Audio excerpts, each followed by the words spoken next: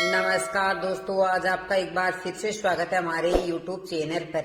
ऐसी ही और जानकारी प्राप्त करने के लिए हमारे चैनल को सब्सक्राइब करते रहिएगा। घर से इन 5 लोगों को खाली हाथ नहीं भेजना चाहिए, वरना जीवन हो जाएगा नरक। सिर्फ हिंदू धर्म ही नहीं बल्कि सभी धर्मों में दान का अत्यधिक महत्व माना जाता है।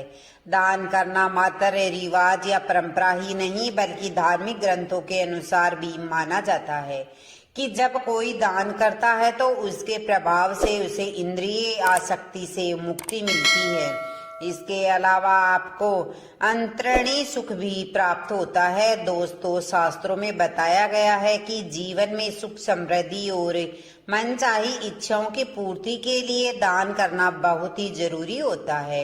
यह सृष्टि का नियम है कि जब तक हम कुछ देंगे नहीं तब तक हमें कुछ मिलेगा भी नहीं।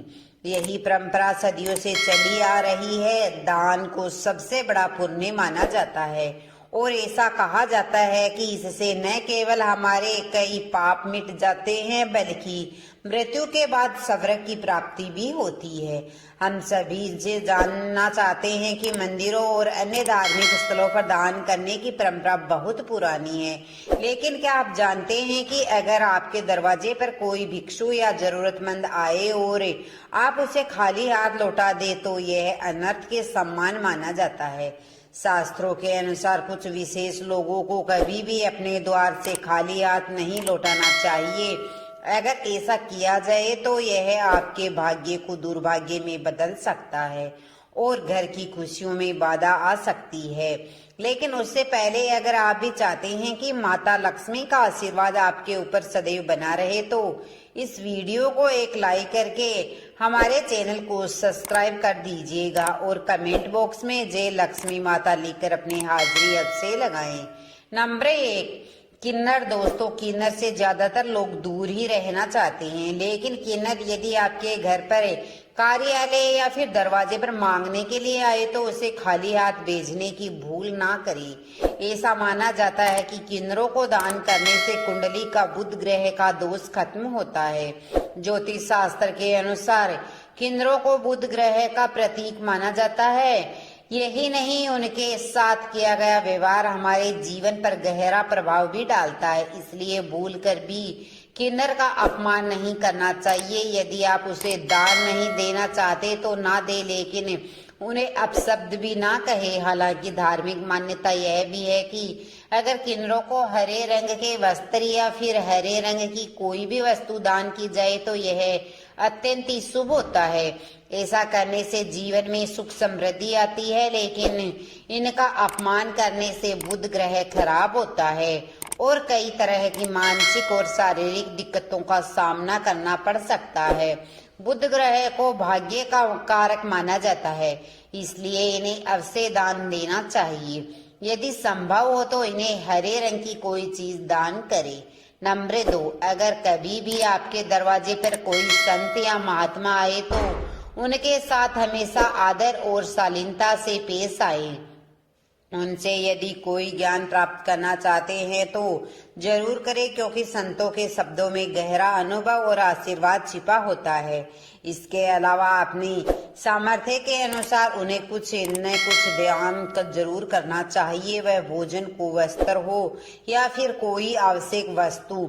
संत महात्मा को सिर्फ सम्मान देना ही पर्याप्त नहीं बल्कि उनके चरण स्पर्श करना भी, आशीर्वाद भी लेना चाहिए। ऐसा माना जाता है कि अगर कोई व्यक्ति अपने द्वार से किसी संत को खाली हाथ लौटा देता है तो उसके जीवन में सुख समृद्धि की जगह दुख और परेशानियां घर कर लेती है। इसलिए जब भी कोई संत आपके घर आए तो उन्हें सम्मान विदा करे और उनकी सेवा का अवसर कभी न छोड़े। नंबर 3, अपाहिज, विकलांग या लाचार व्यक्ति।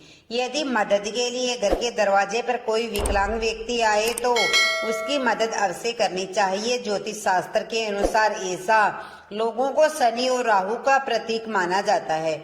इन्हें दान करने से क्रूर ग्रहों के प्रकोप से बचा जा सकता है। ज्योतिष शास्त्र में बताया गया है कि कुंडली में शनि दोष हो तो जीवन में 2 तकलीफ ला सकती है। लेकिन कई बार ऐसा भी होता है कि हम जीवन में जब कुछ सही कर रहे हैं तो फिर भी जीवन में दुख और तकलीफें कम होने का नाम ही नहीं लेती। तो ध्यान दें कि कहीं आप भी अपने दरवाजे से किसी जरूरतमंद को खाली हाथ तो नहीं लौटा रहे हैं।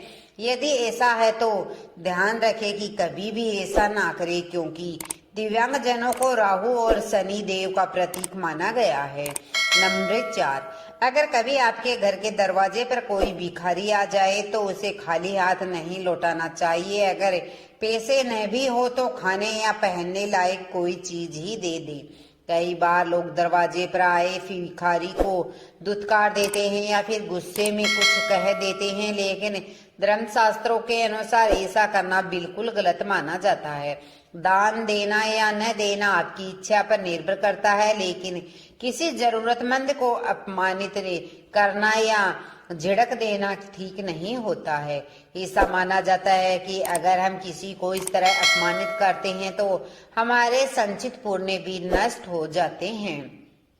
नंबर 5, घर की बेटी अगर ससुराल में आए तो उसका कभी भी अपमान नहीं करना चाहिए। उसे अपनी इच्छा अनुसार जितना हो उसे दान कर देना चाहिए।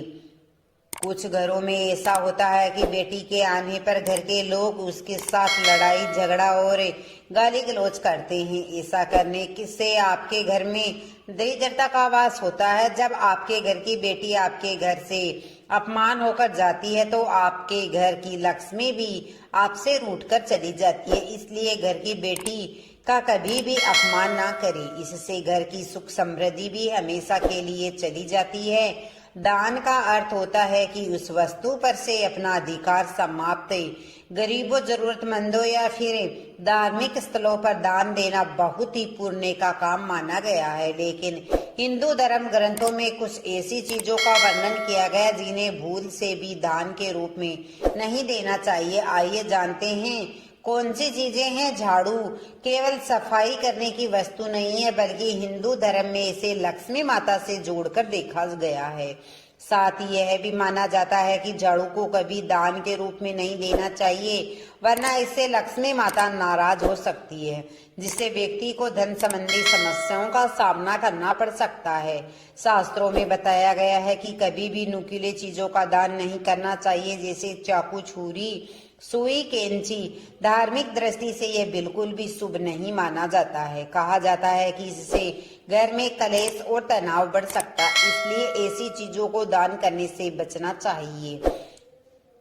दान करना, तिल या सरसों के तेल का दान करना बहुत ही लाभकारी होता है, लेकिन ध्यान देने वाली बात यह भी है कि कभी भी इस्तेमाल किया हुआ या खराब हो चुका तेल दान में नहीं देना चाहिए। ऐसा करने से शनि रुष्ट हो जाते हैं और जीवन में परेशानियां बढ़ सकती है। दान हमेशा अपनी क्षमता के अनुसार और शुद्ध भाव से करना चाहिए। किसी जरूरतमंद को भोजन का दान करते समय ये ध्यान रखना बहुत ही जरूरी होता है कि भोजन ताजा, शुद्ध हो रहे। अगर बासी या खराब भोजन दान किया जाए तो इसका पुण्य नहीं मिलता, बल्कि उल्टा इसका नकारात्मक असर पड़ सकता है। इसलिए जब भी भोजन का दान करें, यह सुनिश्चित करें कि वह खाने योग्य और ताजा हो।